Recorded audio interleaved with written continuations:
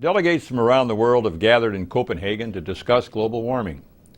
The motive behind their convergence is laudable, particularly when one considers that limits imposed by the United States alone will have little impact on the truly global phenomena of climate change. The Danish hosts of the summit have preached, quote, "There is no going back, and a truly ambitious deal must be struck."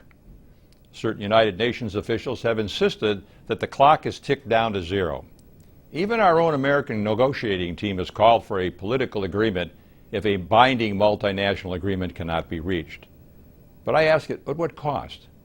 The goal of the Copenhagen Conference shouldn't be an agreement per se. It should be a realistic framework to address global warming. But there are many obstacles to crafting this framework, including the starting point or baseline date upon which emission reductions are measured. What countries are required to reduce emissions, and by what degree? The level and means of low-carbon energy technology, cooperation, and how intellectual property is protected under such agreements, as well as the amount of subsidies or financial assistance provided to developing countries, and who qualifies for such outlays.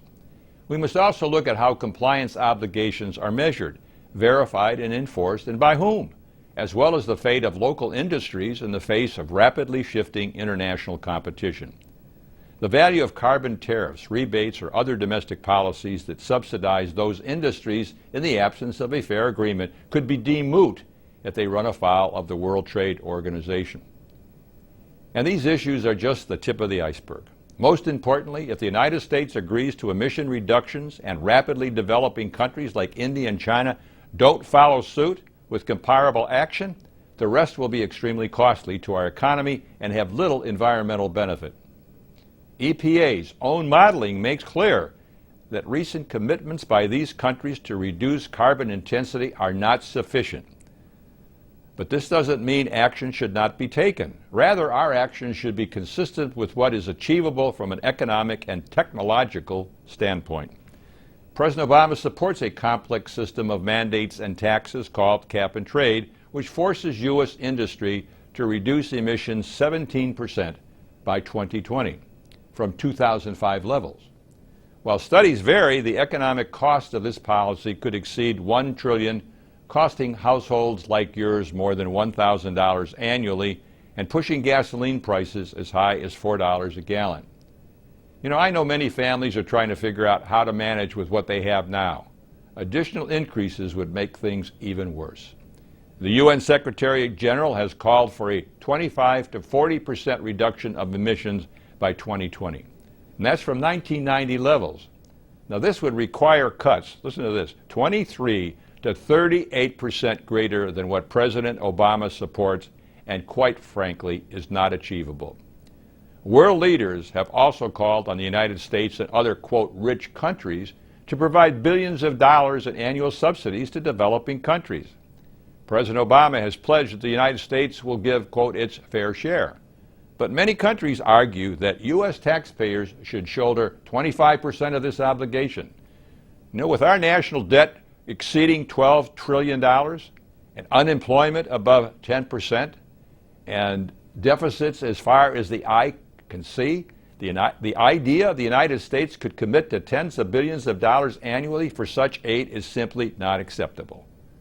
Today in Copenhagen, Secretary of State Clinton announced U.S. participation in a multinational fund to provide poor nations with $100 billion a year by 2020. In other words, they'll ramp it up. But when they get to 2020, it's $100 billion a year. Hear that? $100 billion.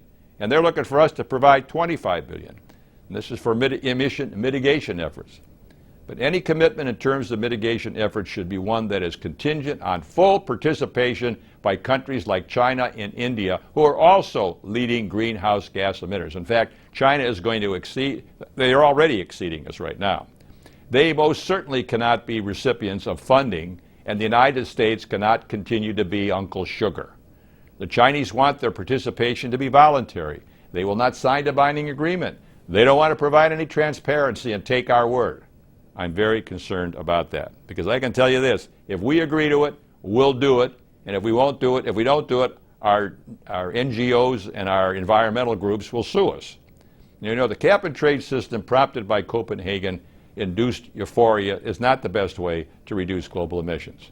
Evidence clearly suggests that this is not a problem we can tax and spend our way out.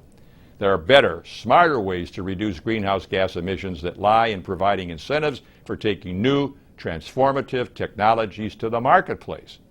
Frankly, I like that President Obama is taking personal responsibility for the development of climate policy and spending some of his reservoir of personal charm and political capital to that end.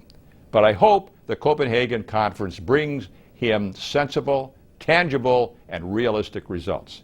If he returns with a political agreement that contains unrealistic emission mandates, financial obligations, and omitting the full participation of the developing world, I can promise that the U.S. Congress will be no closer to giving President Obama the legislative victory he so desires.